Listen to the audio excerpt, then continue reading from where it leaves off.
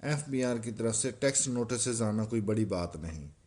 कोई भी registered person, चाहे वो इंडिविजुअल पर्सन हो, पार्टनरशिप फर्म हो या कंपनी हो, जब भी ये पर्सन अपनी टैक्स रिटर्न फाइल करते हैं तो इनको FBR की तरफ से टैक्स नोटिस ज़रूर आते हैं। अब यहाँ ये बात समझने की है कि हम अपनी इनकम टैक्स रिटर्न या सेल टैक्स रिटर्न तो फाइल कर देते हैं और इस रिटर्न के मुताबिक चालान भी पे कर देते हैं, तो फिर टैक्स नोटिस क्यों आते हैं? तो इसका जवाब ये है कि FBR के पास आर्टिफिशियल इंटेलिजेंस का एक सिस्टम है और वो सिस्टम टैक्स रिटर्न्स फाइल होने के बाद इनका एनालिसिस शुरू कर देता है और one by one her return का मुआयना करता है, चाहे वो सेल्स टैक्स रिटर्न्स हों या इनकम टैक्स रिटर्न्स हों। और जहां पर भी इसको डेफिशिएंसी नज़र आती है वो सिस्टम इन डेफिशिएंसीज का बल्क में टैक्स नोटिस बना देता है। टैक्स नोटिस ऑनलाइन यानी आयरिस पर भी आते हैं और मुतलका RTO से मैनुअल नोटिस भी जारी हो सकते हैं। जब भी किसी को टैक्स नोटिस मिलता है तो जाहिर बात है परेशानी तो होती है और इसमें अक्सर लोग लापरवाही का मुजाहरा करते हैं और बर वक्त इस नोटिस का रिस्पॉन्स नहीं करते।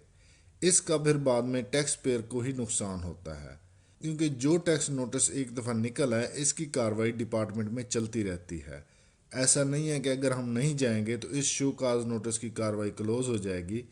जो भी नोटिस, खा वो ऑनलाइन हो या मैनुअल नोटिस हो, इसको क्लोज करवाना टैक्स पेयर के लिए लाजमी है। अब हम step by step process discuss करते हैं कि जब भी नोटिस आए तो इसको कैसे रिस्पॉन्ड करना चाहिए। FBR के नोटिस में एक बात बड़ी कॉमन होती है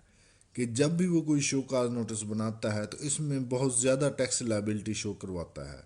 या फिर इसको जो भी टैक्सेबल फिगर रिटर्न में नज़र आएगी वो इस पूरी फिगर पर टैक्स बना देगा। उसने ये नहीं देखना कि इस टैक्सेबल फिगर के अगेंस्ट टैक्स जमा हुआ है या नहीं हुआ। बेशक इसका टैक्स इतना ना बनता हो, लेकिन सिस्टम ने इसका टैक्स बना देना है, क्योंकि टैक्स डिपार्टमेंट की कोशिश होती है कि ज़्यादा से ज़्यादा रेवेन्यू इकट्ठा किया जाए और उधर टैक्स पेयर परेशान हो जाता है कि इतना ज़्यादा टैक्स कैसे बन गया।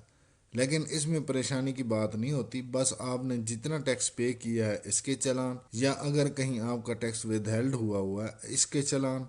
और बैंक स्टेटमेंट्स वगैरह 5 साल तक संभाल कर रखने होते हैं,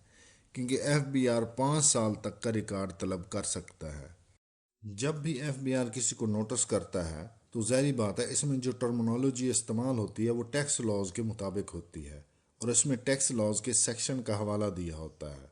जिसे अंडरस्टैंड करना एक आम आदमी के लिए थोड़ा डिफ़िकल्ट होता है, क्योंकि हर बंदे की टैक्स लॉ से इतनी ज़्यादा अवेयरनेस नहीं होती। तो इसका सही तरीक़ाकार ये होता है कि जब भी टैक्स नोटिस आए इसके बारे में किसी टैक्स कंसल्टेंट से ज़रूर मशवरा लेना चाहिए और जो भी इसकी हेयरिंग की तारीख हो इस पर लाजमी जाना चाहिए और जो भी मुतलका टैक्स ऑफिसर है इसके पास लाजमी पेश हों। अगर इसके रिप्लाई को तैयार करने में आपको टाइम दरकार है और आप हेयरिंग पर नहीं जा सकते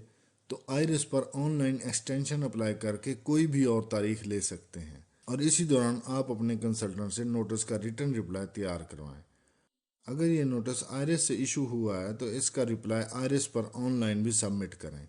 और नोटिस की मुकर्रर तारीख पर इस रिप्लाई को प्रूफ के साथ मुतलका ऑफिसर को लाजमी जमा करवाएं।